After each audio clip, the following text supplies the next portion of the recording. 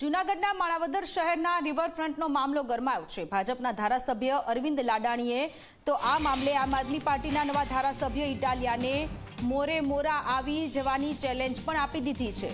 વાત એમ છે કે માણાવદરમાં બનેલા રિવરફ્રન્ટ પ્રોજેક્ટ મુદ્દે આ રાજકીય ધમાસણ ચાલી રહ્યું છે।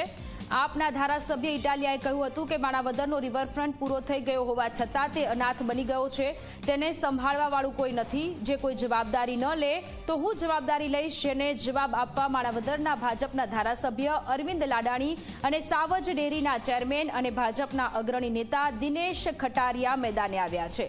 ધારાસભ્ય લાડાણીએ ઇટાલિયા પર ભ્રામક જાહેરાતો કરવાનો આરોપ લગાવ્યો અને કહ્યું કે તેમણે ચિંતા કરવાની જરૂર નથી, જરૂર પડશે તો મોરે મોરો પણ સામે આવીશું।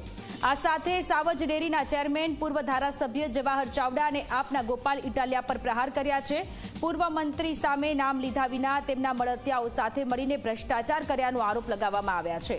દિનેશ ખટારિયાએ રિવરફ્રન્ટ પ્રોજેક્ટને કારણે માણાવદરની જનતા પર પડનારા આર્થિક બોજ અંગે પણ વાત કરી, જેમાં તેમણે કહ્યું કે હાલમાં માણાવદરના લોકોને સરેરાશ ₹1250 જેટલો ટેક્સ ભરવો પડે છે। જો નગરપાલિકા રિવરફ્રન્ટની જાળવણીનો ખર્ચ ઉઠાવે તો આ ટેક્સ વધીને ₹2500 સુધી પહોંચી શકે છે। આ વધારાના બોજથી બચવા માટે નગરપાલિકા હાલ રિવરફ્રન્ટને પોતાના હસ્તક લેવા તૈયાર નથી।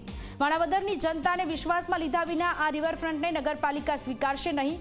અમે પ્રવાસન મંત્રી મુળુભાઈ બેરાને વિનંતી કરી છે કે સરકાર આ રિવરફ્રન્ટની જાળવણી માટે બજેટમાં જોગવાઈ કરે તો જ લોકોને તેનો લાભ મળી શકશે।